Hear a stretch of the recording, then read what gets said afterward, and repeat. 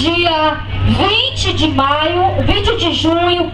onde nós fomos recebidas, discutimos a pauta com a atual gestão, da qual nós conseguimos algumas respostas, das quais, em relação, nós estamos cobrando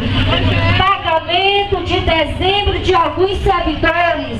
diferença de terço-férias de alguns servidores, tanto o pagamento de dezembro quanto a diferença de 13º salário são referentes ao ano de 2012. Além disso, nós estamos também cobrando o cumprimento da lei 772 de 2013, que é uma lei